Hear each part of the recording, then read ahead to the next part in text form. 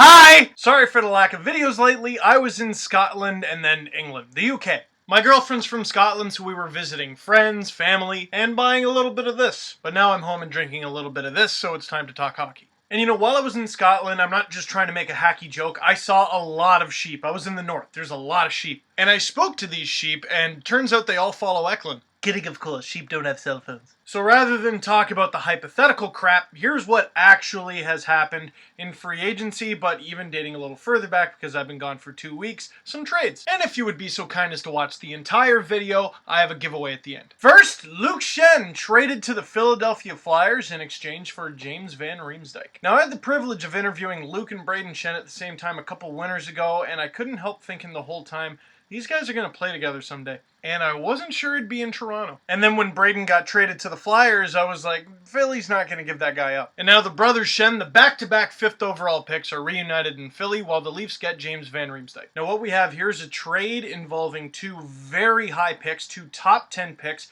two young, talented guys with extremely high roofs that haven't really been able to achieve what some people expected. Maybe Flyers fans can help me out a bit with this one, but I wonder if James Van Riemsdyk ever really got a chance to shine being behind so much offensive talent in Philly. As in, I wonder if he was actually used properly. Luke Schenn, on the other hand, I wonder if he was actually developed properly. Because game in and game out, you would see that the tools were there, minus the skating, but the tools were absolutely there. He could crush guys, block guys, but there were a couple things there. If he went back to the WHL for at least one season, there's a chance his offensive game would have improved, his skating would have improved, and very good chances, along with Tyler Myers, he would have ended up winning the WHL and Memorial Cup. In fact, they did win the WHL that year, not the Memorial Cup, lost in the final to the Spitfires. What do I think of the trade? For as many times as Luke Schenn goofed up this past season, so did the whole team, and I wasn't ready to give up on him. But in return, the Leafs get a relatively recent 2nd overall pick, 2007 James Van Riemsdyk,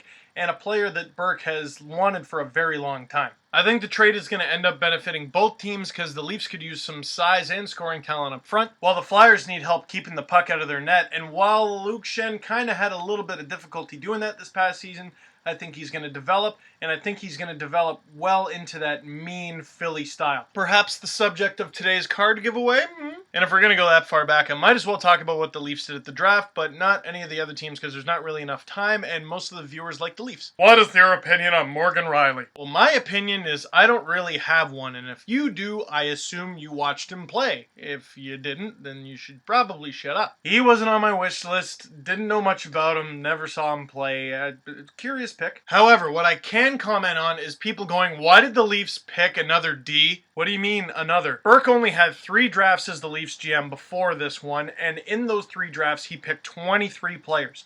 7 of them were defensemen. But you go through those 7 guys, and one was 7th round pick Barron Smith, who they let go. And in terms of high picks, in 2011 they drafted Stuart Percy, and in 2009, 58th, they drafted Jesse Blacker. If you look for the really young guys the Leafs have going through their junior systems, not a lot of D. So in the first 2 rounds this season, the Leafs get Morgan Rielly and the Guelph Storm's Matt Finn on D.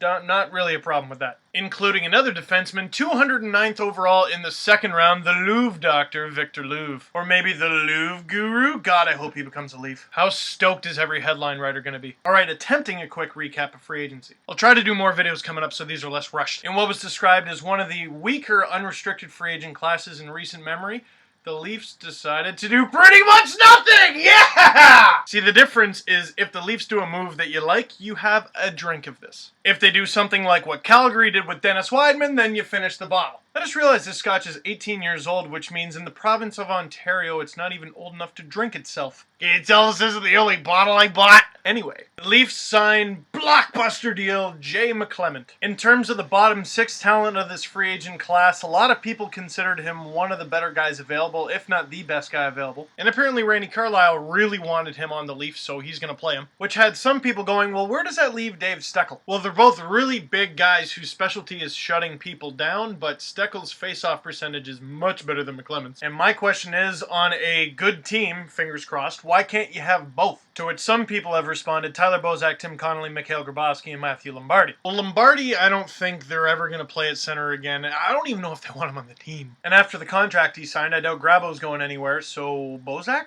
2-year contract, low cap hit, I like it. Speaking of cap hit, the Leafs bought out Colby Armstrong, who signed with the Habs. Anyone want this? Apparently, of Armstrong, Burke said if it wasn't for bad luck, Colby would have had none as a Maple Leaf. Some people thought that was harsh. I thought it was just friggin' true. I loved the signing when they signed him. When I met him, I loved him even more. When I saw him play the first few months, I loved him even more, and then he kept getting hurt. It started to get ridiculous. Like, Colby Armstrong made Carlo Koliakovo look like Cal Ripken Jr. Played just 29 games last season between injury and being a healthy scratch. Part of being a healthy scratch, besides the poor play at the end, I think had to do with the fact that he had a concussion, didn't really tell anyone about it, and then got worse. Can you blame the guy for keeping his symptoms a secret? Yes, but no, in a way, because he wants to play, and hasn't. A couple other Leafs that departed. Jonas Gustafsson traded for a conditional pick to the Winnipeg Jets, chooses not to sign with them, and goes to Detroit, lucky bastard. Luck and Jonas Gustafsson, two things I don't often put in the same sentence, but best of luck to him. And Joey Crabbe people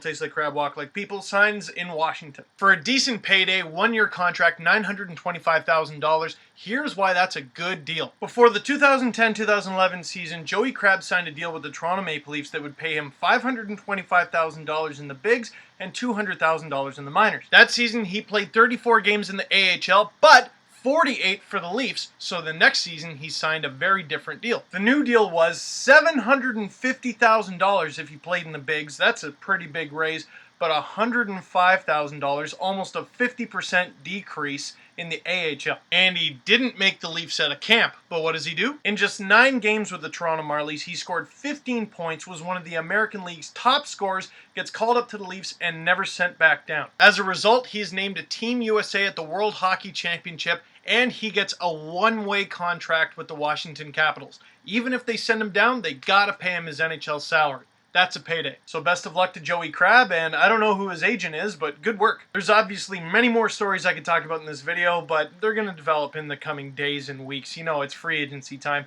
so I'm going to end it here. The giveaway, and before I say what it is, shout out to KlutzandChar.com, because here's what they did. They're a hockey card and memorabilia store based in Kitchener, Ontario, and they mailed me this giant-ass box of hockey cards. And that giant-ass box of hockey cards isn't from my personal collection, it's to give away to you. So huge shout out to them, KlutzandChar.com. Go to their website after I tell you this. And the prize is Flare from the Lamp. There you go. A game-used Luke Schenn card. That there is a piece of jersey from a game-worn jersey worn by Luke Schenn. Numbered out of 599, so there's only 599 of these in the world. So if you're a Leaf fan that's missing Luke Schenn, or if you're a Flyers fan that wants some Luke Schenn stuff, there you go. Now, what you got to do for the giveaway to get this card, just leave a comment on my video. That's all you got to do. Leave a comment, and I will enter you into this randomizer thingy that I have, and it will come up with a name, might be you. So once again, thank you to KlutzandChar.com for supplying this card for giveaways and many more that I'm going to use throughout the off-season and regular season for the upcoming LFRs. Yes, I'm doing another season. Please go to their website, and thank you very much for watching. Leave a comment, and this little guy could be yours. As I'm editing this video from bed, I realized that I probably should have said, leave a comment in the first 24 hours this video is up. That way there's a cap, and, you know, I can select a winner. Here's what the card looks like next to a bear statue in my house. Okay, the video's done.